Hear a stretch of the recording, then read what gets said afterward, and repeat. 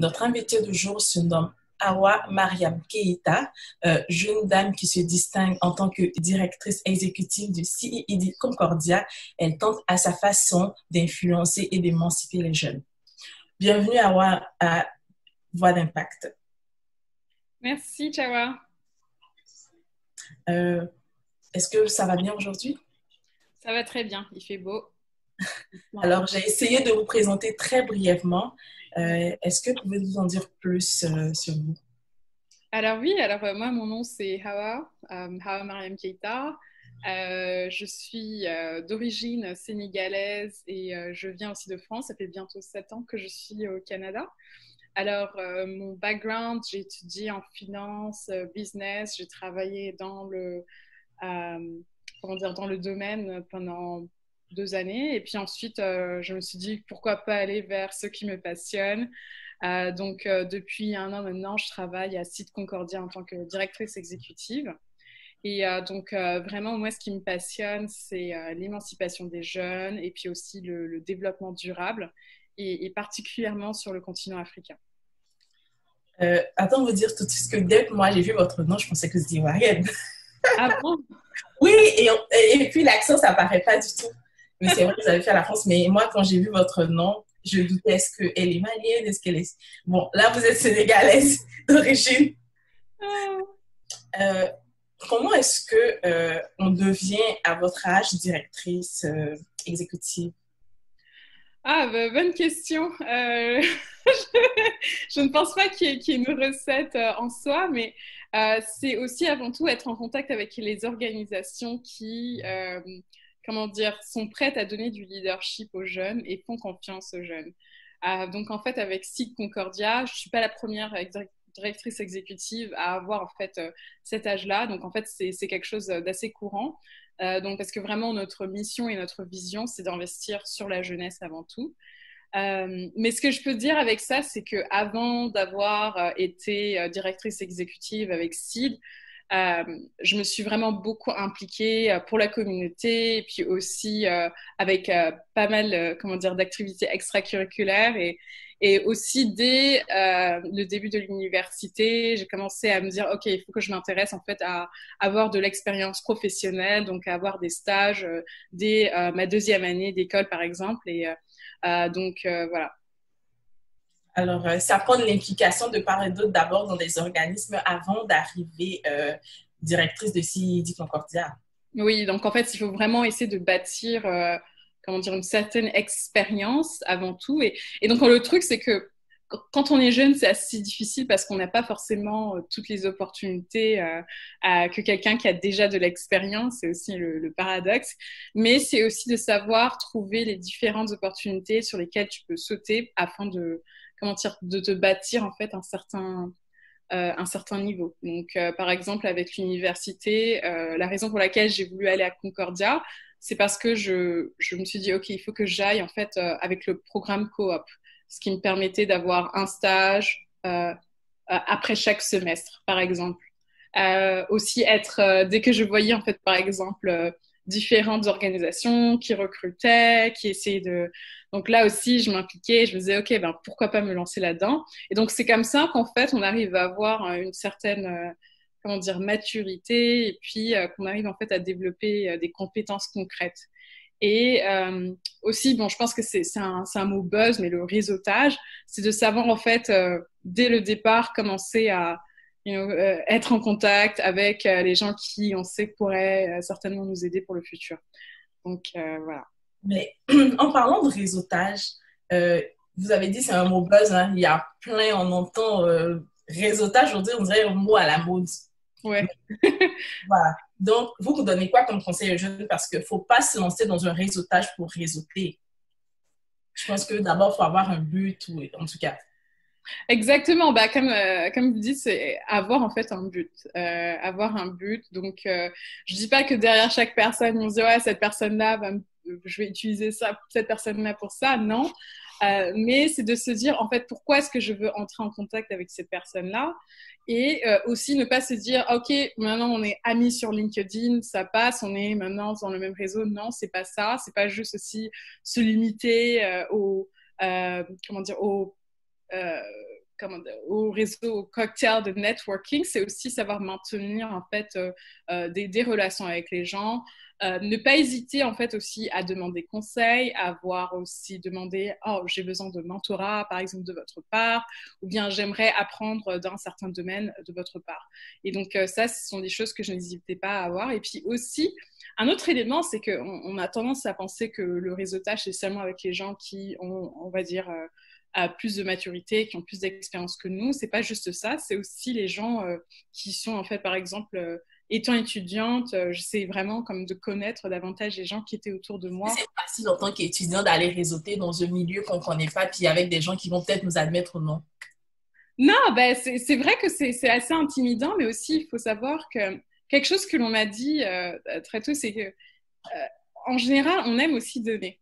On aime voir aussi qu'on arrive à aider. Et donc, certaines personnes, à un certain stade, disent, OK, j'ai envie aussi de rendre à ma communauté, aussi de pouvoir rendre service à des jeunes. Et donc, des fois, parfois, ça peut être en fait, comment dire, un gros deal pour nous, alors que pour ces personnes-là, c'est juste un petit geste qui peut faire toute une différence. Et donc, voilà. OK. Maintenant, on va parler brièvement de CID Concordia. C'est quoi CID Concordia pour ceux qui nous regardent? Ah oui, alors CID Concordia, c'est une organisation, une OBNL, qui est aussi affiliée à l'université Concordia.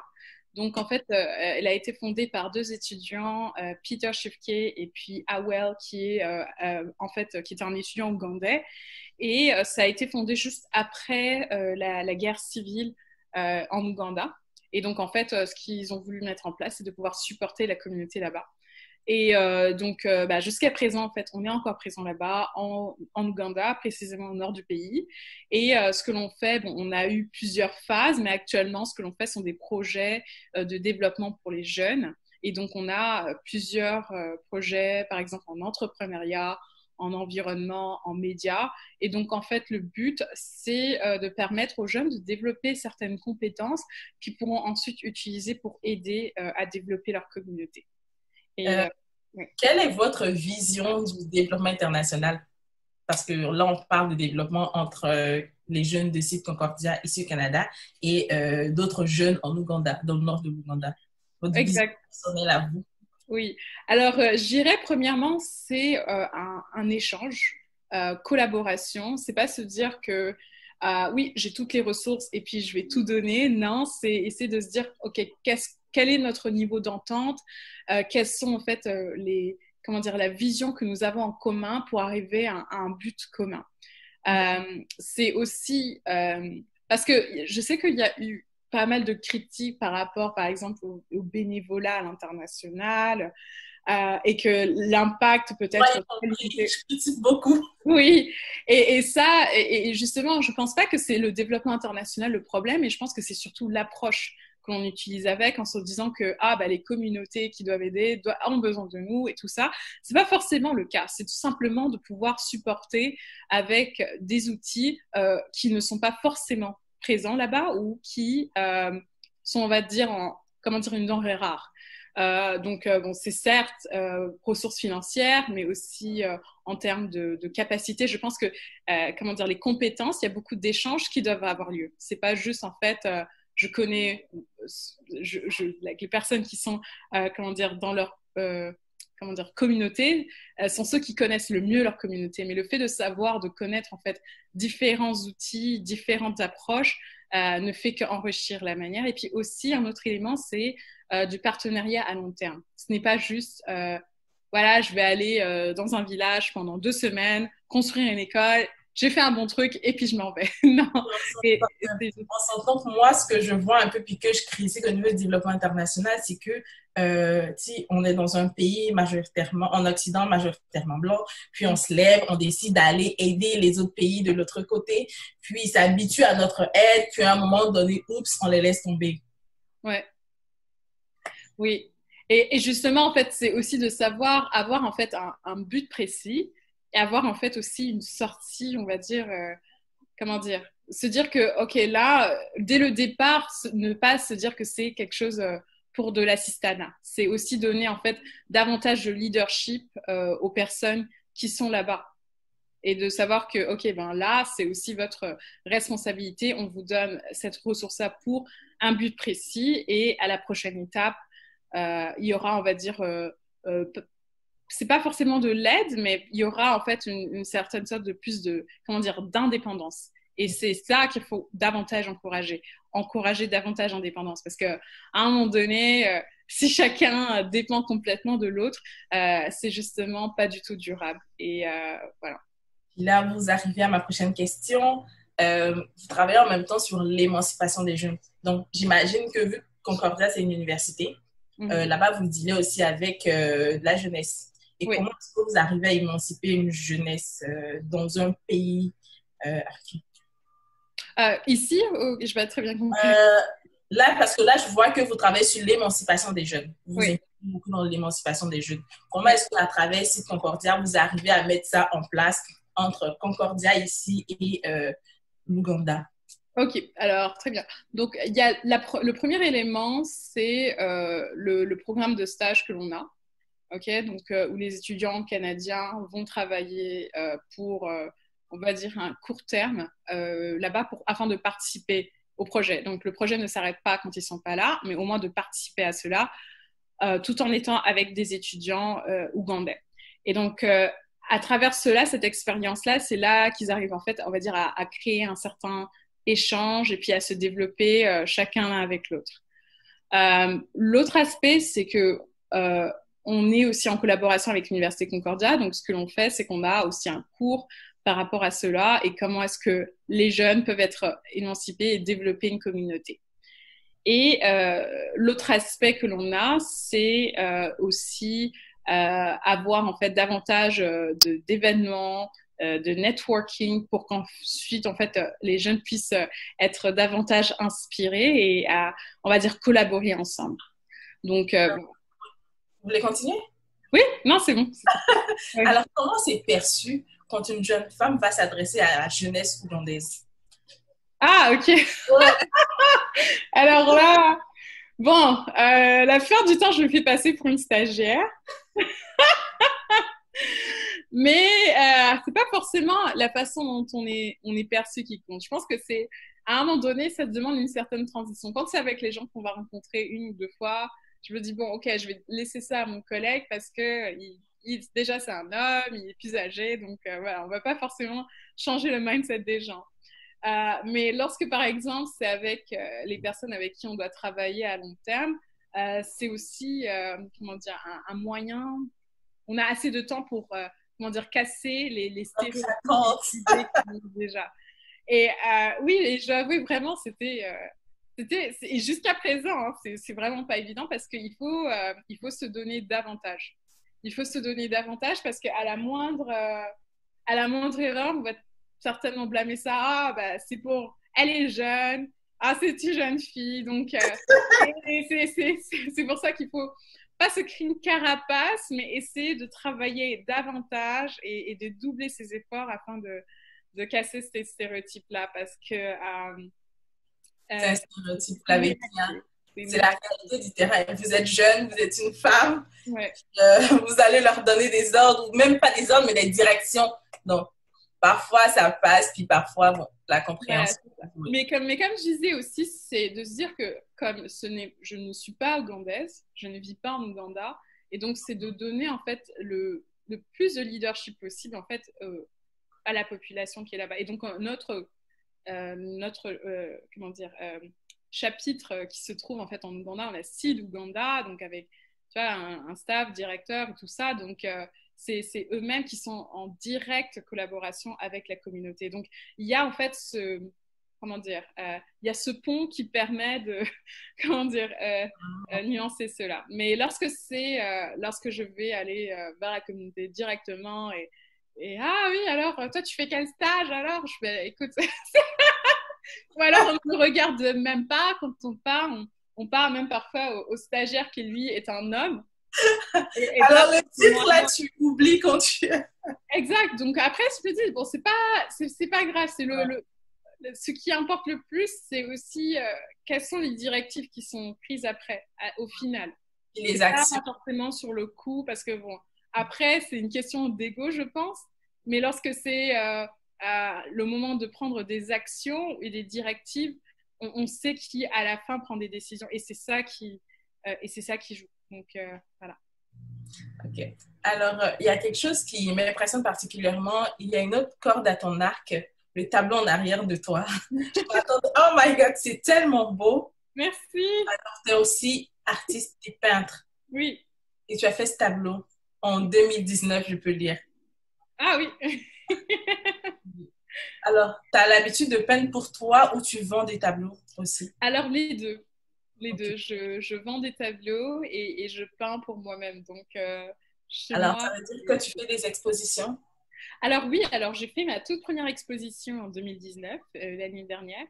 Et bon, là, avec Covid-19, je ne sais pas comment ça va se passer pour 2020, mais oui, il y en aura bientôt. Donc, Oh, c'est mais je serai vraiment magnifique. absolument. Merci beaucoup. Merci. Puis, il y a une question que je veux te poser. Là, maintenant, on oublie, on va faire comme on nous regarde, on oublie que tu es une directrice. Ouais, Et en tant que jeune, ouais. en tant que jeune femme, comment tu arrives à faire ta part dans la société québécoise dans laquelle on vit? Comment est-ce que tu es perçue par d'autres jeunes? Puis, qu'est-ce que tu veux leur enseigner? Qu'est-ce que tu veux leur laisser? Alors, moi, en fait, la jeunesse avec lequel je me suis le plus investie sont les jeunes comme moi, les jeunes de couleur et particulièrement les afrodescendants. Et c'est de pouvoir démontrer que oui, on peut très bien s'intégrer dans la société québécoise en aussi démontrant ses compétences et ses aspirations. Et ça, c'est ce que j'encourage vraiment autour de nous. Parce que aussi, il y a un élément qui, je pense, est différent de l'éducation que l'on a, par exemple, je vais dire, par exemple, au Sénégal, où c'est particulièrement les études avant tout, puis après ça, tu peux penser à l'école et tout ça. Mais je pense que dès le départ, c'est de pouvoir commencer aussi à s'intégrer et de comprendre la société dans laquelle on vit et de voir en fait les différentes collaborations qu'on peut avoir, les différentes associations qui sont présentes pour cela. Et donc, ce que j'encourage, c'est non seulement de pouvoir investir dans sa communauté, mais aussi de comprendre comment ça se passe en fait dans d'autres organisations, on va dire, bien plus diverses. Et avoir en fait un pied dans les deux et pas juste se limiter à sa propre communauté, mais aussi vraiment de comprendre l'autre. Et voilà, c'est ça. Donc, c'est avec les amis, les réseaux, les associations, et c'est ce que j'encourage davantage. En tant que, je parle dans le contexte d'étudiante internationale, donc parce que aussi, je présume que la plupart des jeunes de couleur ont grandi ici, sont même nés ici, et donc là aussi, c'est différentes approches. Donc, voilà. C'est sûr que quand on a un pied dans une culture, puis on a l'autre pied dans une autre culture, c'est pas forcément négatif. Moi, je vois vraiment ça comme une richesse, puis il faudrait plutôt en être fier. Puis tu fais vraiment la fierté des jeunes comme toi, des afro-descendants, puis même de tes parents aussi, de toute la société. On est vraiment fiers de toi, Awa. Merci. Alors, moi, je vais te demander de laisser ton mot de fin. Voilà. Mon mot de fin. Ah, euh, je dirais qu'il n'est jamais trop tôt pour commencer à vouloir s'investir dans sa communauté et de se dire que ce qui est vu comme un fardeau, par exemple le fait que tu sois jeune, le fait que tu sois une femme ou bien de couleur, c'est plutôt quelque chose, une force. C'est une force et c'est ce qui fait que tu te distingues des autres. Voilà. Alors, merci beaucoup, Awa. Moi, ce que j'ai retenu de ton entrevue, c'est humilité, implication, diversité. Tu représentes très bien ces trois mots pour moi. Merci beaucoup, Chawa. Ça fait plaisir. Merci à toi.